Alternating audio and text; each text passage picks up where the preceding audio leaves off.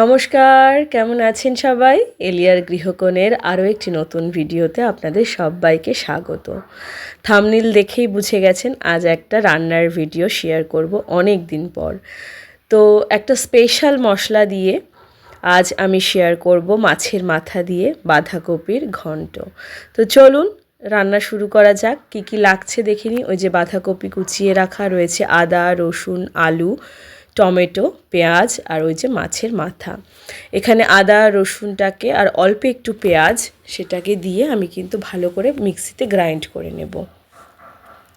আর বাঁধাকপিটাকে না আমি ভালো করে কুচিয়ে ধুয়ে নিয়েছি জলে, তারপর গরম জলে আমি একটুখানি ভিজিয়ে রেখেছিলাম কয়েক সেকেন্ডের জন্য। আমি কিন্তু এটাকে ভাপাইনি গ্যাসে, গরম জলে ভিজিয়ে রাখাতে একটু নরম হয়েছে। আর কপি টাইপের জিনিসগুলো না আমাদের একটু হজমে অসুবিধা গড়বড় করে, তো এই রকম করলে গরম জলে ভাপিয়ে নিলে বা গরম জলে সেদ্ধ করে নিলে সেই গ্যাসের সমস্যাটা আর হয় না। সেই জন্য আমি একটু গরম জলে জাস্ট ভিজিয়ে রেখেছিলাম কয়েক সেকেন্ড। মাছের মাথাটাকে আমি দুপাশই খুব ভালো করে ভেজে নেব, গ্যাসের ফ্লেম একদম লো রেখে। মাছের মাথাটা একটু বড় যেহেতু, আমি সেহেতু ঢেকে ঢেকে ধীরে ধীরে ভাজছি। আর এইখানে যে সিক্রেট মশলার কথাটা বলেছিলাম সেই মশলাটাই বানিয়ে নিচ্ছি। এখানে রয়েছে 2টো শুকনো লঙ্কা, একটা এলাচ, একটু লবঙ্গ, একটা দারচিনি আর গোটা জিরে। এটাকে ভালো করে ড্রাই রোস্ট করে আমি কিন্তু এই হামানদিস্তাটাতে ভালো করে থেতো করে নেব। মশলাটা রেডি করতে করতে এদিকে মাছের মাথাটা কিন্তু আমার সুন্দরভাবে ভাজা হয়ে গেছে। মাছের মাথা আমি কিন্তু একটু ভেঙে ভেঙেই দিই আর একটু ভেঙে ভেজে নিই, তাহলে ভেতরটাও সুন্দরভাবে ভাজা হয়ে যায়। কারণ মাছের মাথা দিয়ে ঘন্ট বা মাছের মাথা দিয়ে নিরামিষ করলে কিন্তু আমরা গোটা গোটা মাছের মাথা কখনোই রান্নায় ব্যবহার করি না, ভেঙেই রান্না করি। তাই আমি ওই ভেঙেই তেলের ওপরে সামান্য কয়েক মিনিটের জন্য একটু ভেজে নিই ভালো করে। তো ভাজা কমপ্লিট, মাছের মাথাটাকে তুলে নিয়েছি। এবার ওই তেলের মধ্যেই আমি কিন্তু ফোড়ন দিচ্ছি তেজপাতা আর গোটা জিরে দিয়ে আলুটাকে ভালো করে কিন্তু আমি ভেজে নিচ্ছি। আমার বাড়িতে যেহেতু বাচ্চা আছে সেজন্য আমি শুকনো লঙ্কা ফোড়নটা এখানে আর দিচ্ছি না, যেহেতু অলরেডি আমি ভাজা মশলায় শুকনো লঙ্কা দিয়েছি। তো ঝাল হয়ে গেলে বাচ্চারা খেতে পারবে না, সেটা সম্পূর্ণ আপনাদের ওপর নির্ভর করছে, আপনারা কেমন ঝাল খান সেই বুঝে আপনারা ফোড়ন দেবেন। তো আলু এখানে দেখুন দিয়ে দিয়েছি। আলুটাকে কয়েক সেকেন্ডের জন্য নুন হলুদ দিয়ে হাই ফ্লেমে একটু ভেজে নিয়ে তারপরে দিচ্ছি কিন্তু পেঁয়াজ কুচি। তো পেঁয়াজ কুচিটাকে এখানে কিন্তু আমি একদম হাই ফ্লেমে ভাজবো, ভালো করে আলুর সঙ্গেই ভাজবো। আর রান্না হতে হতে আলুটাও কিন্তু গলে যাবে। পেঁয়াজটা যখন একটু নরম হয়ে গেছে এরপরে দিয়েছি কিন্তু টমেটো কুচি।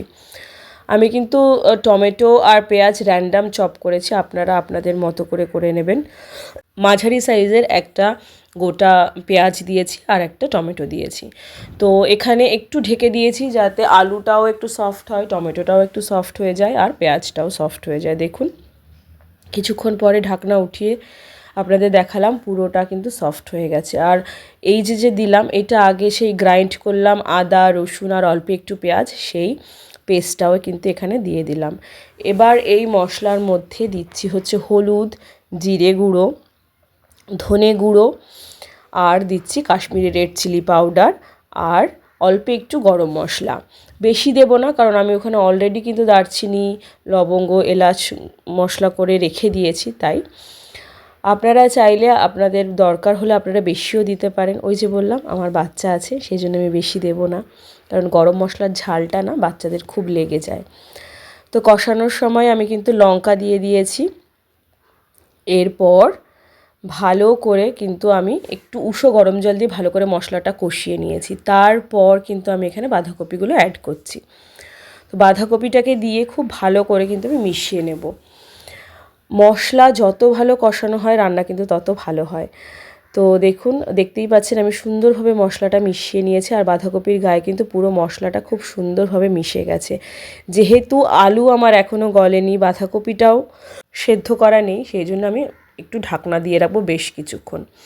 আর মাঝে মাঝে কিন্তু ঢাকনাটা উঠিয়ে একটু নাড়াচাড়া দিয়ে নেব। যেহেতু জল দিইনি আমি, পুরোটাই এই ভেপারেই সেদ্ধ হবে আলু আর বাঁধাকপিটা, সেজন্য মাঝে মাঝে ঢাকনা উঠিয়ে আমি নাড়া দিচ্ছি, আবার ঢেকে দিয়েছি।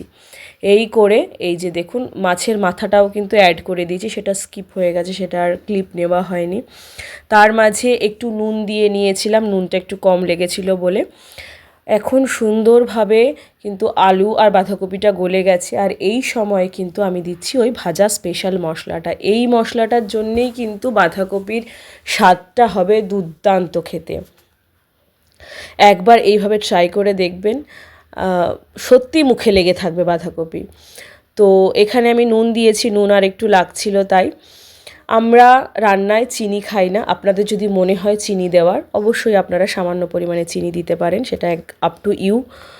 তো আর আমি না বাঁধাকপিটা একদম ড্রাই ড্রাই খেতে পছন্দ করি, আমাদের বাড়ির সবাই, আমিও তাই। সেজন্যে কন্টিনিউয়াসলি এটাকে নাড়িয়ে যাচ্ছি, দেখতেই পাচ্ছেন কীরকম হারে নাড়াচ্ছি, কারণ যত শেষের দিকে আসবে তত কিন্তু তলাটা ধরে যায়, আর তলাটা এই শেষের মুহূর্তেই ভীষণ ইম্পর্টেন্ট। তলা ধরে গেলে কিন্তু রান্নাটা পুরোটাই নষ্ট হয়ে যাবে, মানে একটা পোড়া পোড়া গন্ধ হয়ে যাবে।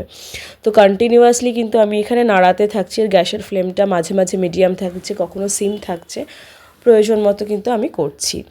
তো অনেক ড্রাই হয়ে গেছে দেখে বুঝতেই পারছেন। এই মুহূর্তে কিন্তু আমি ভালো মতো একটু ধনেপাতা অ্যাড করেছি, এটা একদম অপশনাল। আর কিন্তু আমি কোনো গরম মশলা গুঁড়ো দিইনি, যেহেতু মশলাতে ছিল, আবার কষানোর সময়ও দিয়েছিলাম, সেহেতু আর গরম মশলা দিইনি। এবার এটাকে নামিয়ে সার্ভ করছি। স্পেশাল মশলা দিয়ে মাছের মাথার বাঁধাকপির ঘন্ট ইজ রেডি টু সার্ভ। তো কালারটা কি যেমন সুন্দর এসেছে, খেতেও অসাধারণ হয়েছিল। আপনাদের বলবো অবশ্যই একবার এইভাবে ট্রাই করে দেখবেন। আর এরকম রান্না অনেকেই শেয়ার করে, আমি আমার স্টাইলটা আপনাদের সাথে শেয়ার করছি, আশা করি আপনাদের ভালো লাগবে। যদি ভালো লেগে থাকে তাহলে একটা লাইক করে যাবেন, কমেন্টে অবশ্যই জানাবেন। আপনাদের সুন্দর সুন্দর কমেন্ট আমাকে উৎসাহ করে আরও নতুন নতুন ভিডিও বানাতে। তো আজ এই অবধি, আবার দেখা হবে অন্য কোনো দিন অন্য কোনো ভিডিওতে। ততক্ষণ পর্যন্ত আপনারা সবাই ভালো থাকবেন, সুস্থ থাকবেন, আনন্দে থাকবেন। দেখা হবে নতুন একটা ভিডিওতে অন্য কোনো দিন।